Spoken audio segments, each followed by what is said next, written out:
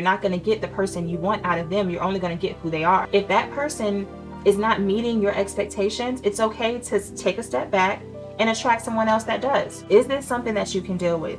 If you can't, don't deal with it. Either be friends from a distance or not be friends at all. Okay, so I want to tell you that I've done this video a similar video like this before. It's been a while.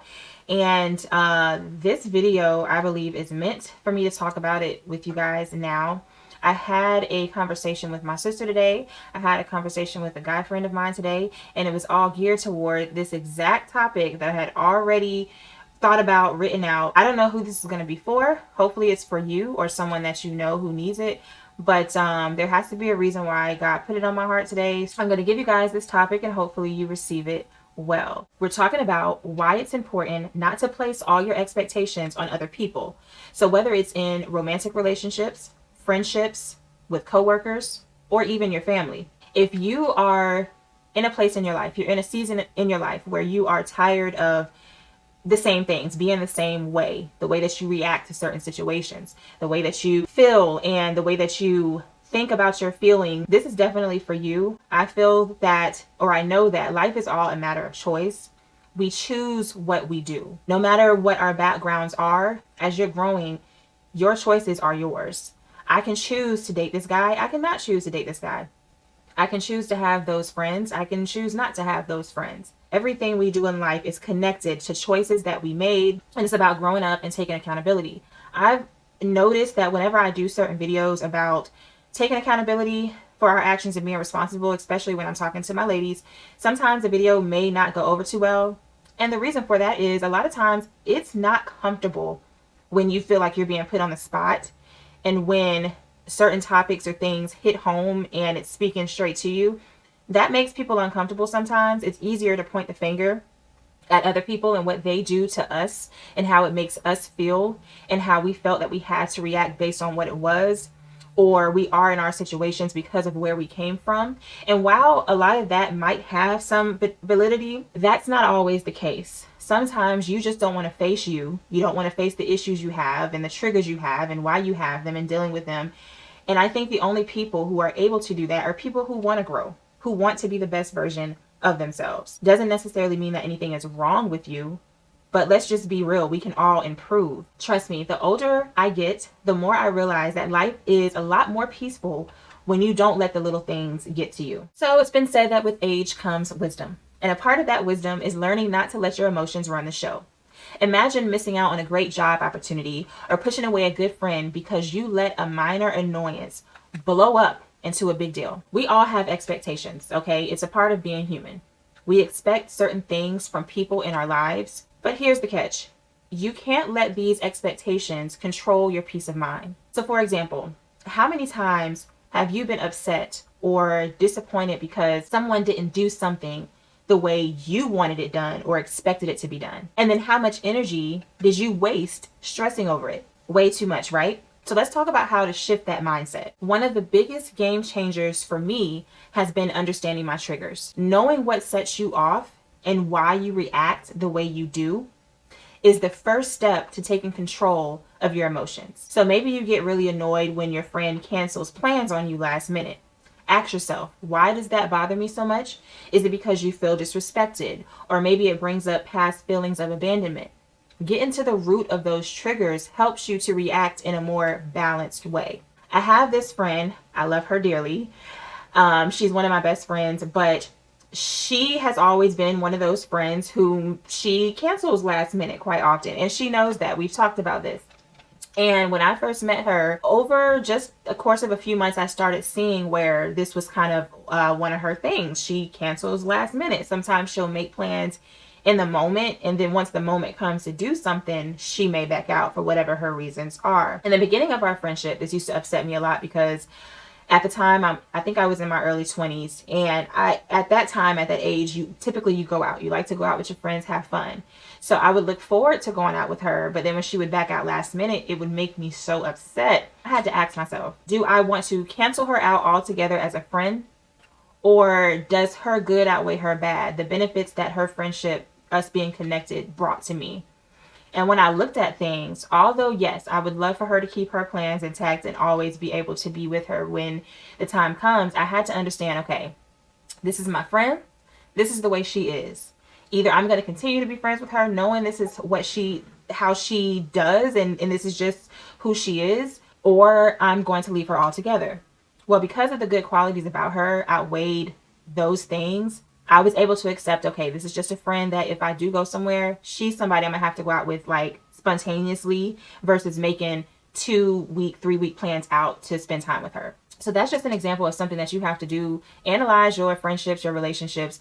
If this person is this way, but I like them, I love them, am I willing to deal with this or not? And that'll take a lot of the anger or disappointment that you might feel about a person when you take them as they are. Could they change? Yes. Do they want to? Maybe, maybe not. But that's when you have to put the ball back in your court. What do I want to deal with? What am I willing to deal with? When you understand and control your emotional responses, you're less likely to let those minor annoyances ruin your day or your relationships. Is this something that you can deal with? If you can't, don't deal with it. Either be friends from a distance or not be friends at all. Whatever expectations you have of a friend, if that friend is not meeting your expectations, is it worth crossing them off altogether or knowing where to place them? It's easy to get upset and it's understandable, but take a step back for a moment and consider that everyone has their own life, their own struggles. Not everything is about you. And that's okay. Now let's dive into romantic relationships, which can be a real minefield of expectations. We talk about it all the time. So picture this. You met this great guy, but it's clear from the get-go that he's not super romantic. Now, I believe that a guy will be who he wants for who he's with, but sometimes he's just not your type of romantic. So do you try to change him to suit your needs, or do you take a step back and analyze, why is this so important to me? Maybe being showered with roses isn't as critical as having someone who's reliable and supportive. So if romance is one of your non-negotiables, then maybe it's about finding someone who naturally fits that bill. It's all about understanding what truly matters to you and finding a balance. And this is something I had to work with over the years, especially in dating. You meet people where they are, and you meet people how they are, just like they meet you where you are and how you are. Going into a situation in hopes to change someone, to mold them into someone you want, is a waste of time. It's a waste of energy, when you can easily take a step back and attract someone who has those qualities that you feel are non-negotiables for you. And I think that's where a lot of times where we as females and even guys slip up. You're trying to change the person you're with. You're trying to influence them so much to be like this and to do what you want. He'd be perfect if he would just do this, or she would be perfect if she would just do this. How about taking her or him for who they are? And if it's a big deal for you and it doesn't align with what you want, it's not that anything is wrong with them. You're not going to get the person you want out of them. You're only going to get who they are. If they're not willing to change certain things and work on certain things, at that point, you have to blame yourself if you're going to be willing to stay with it, knowing that you're going to get the opposite of what you truly want. If that person is not meeting your expectations, it's okay to take a step back and attract someone else that does. It's that whole take it or leave it thing. And I know some people will say it's easier said than done, but that's because of your feelings. When you start getting attached to someone, you start having these expectations of them. We are wanting to see ourselves in someone else, but everyone isn't you. Everyone wasn't raised like you. Everyone doesn't think like you. Everyone doesn't move like you. When someone tells you who they are, when someone shows you who they are, believe them the first time. You knew who this person was. You saw these things. They outright told you. They showed you, and you still did not listen. Friend, family, relationship. You have a choice to make. Either you can deal with it or you don't. Okay, so let's talk about family and coworkers. Family and coworkers bring their own set of challenges, okay?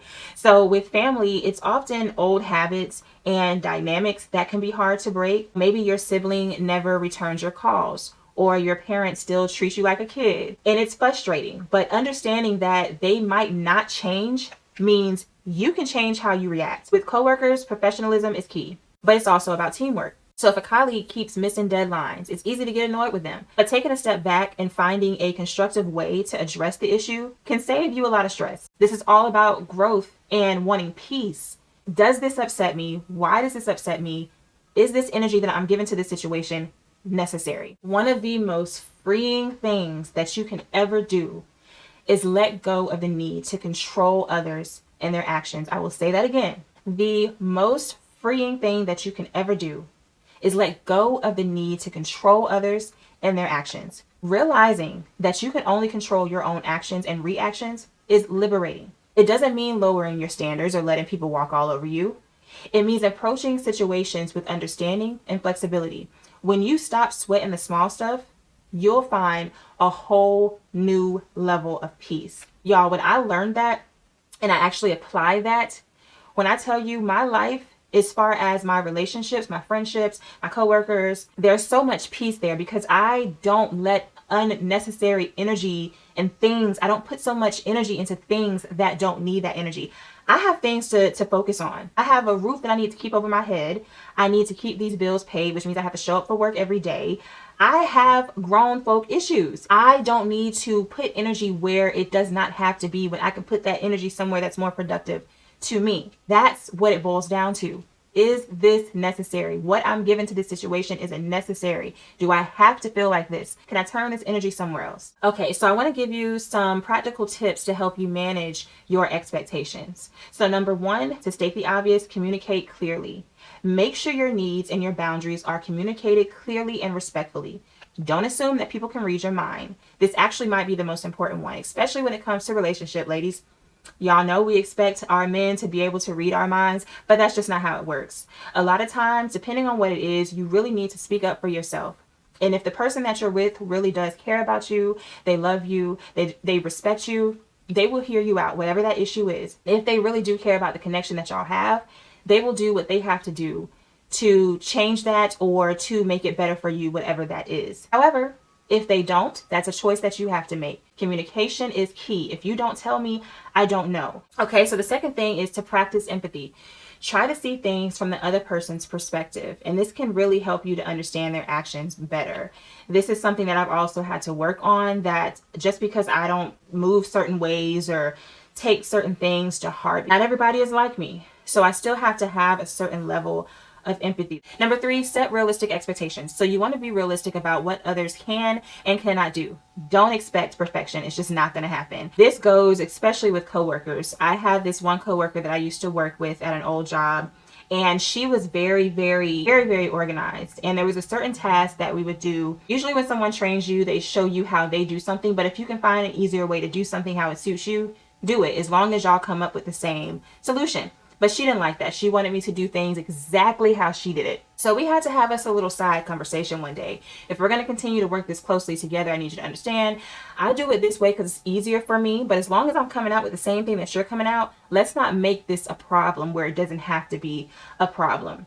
And over time, we were able to coexist with each other and work the way that we did, but still have the same solutions. Number four, focus on yourself. Spend time understanding your own triggers and emotional responses. It's about self-awareness. This is where taking accountability and really studying who you are is so important.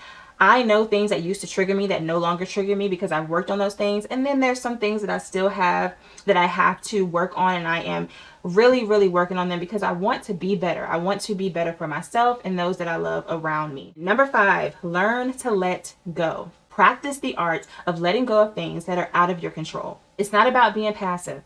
It's about choosing peace over unnecessary conflict. Does this need all of my energy? Does this have to be a thing?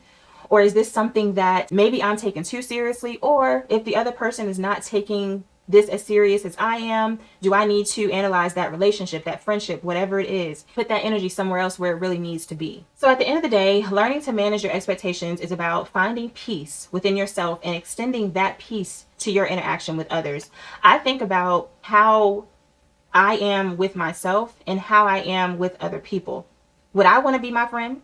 Would I want to be in a relationship with me? Would I take me seriously? Those are questions that I ask for myself, and I make sure I try my hardest to make my interactions peaceful for those around me. Those are the things that you want to reflect in your interactions, which is why looking at your expectations is so, so important. So it's about growing and maturing in a way that makes life more enjoyable and less stressful for yourself and those around you. So remember, the less you let your emotions control you, the more you open yourself up for good opportunities and meaningful relationships. Take a deep breath. It's okay. Let go of the small stuff. We got other things that we need to focus on, and you have to focus on those things that truly matter.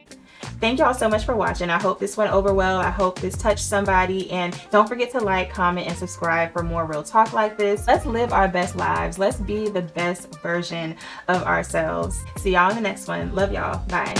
Thank you for taking a chance on me. I know I'm not the easiest to love. Oh, thank you for holding it down for me. I know sometimes you feel like giving up.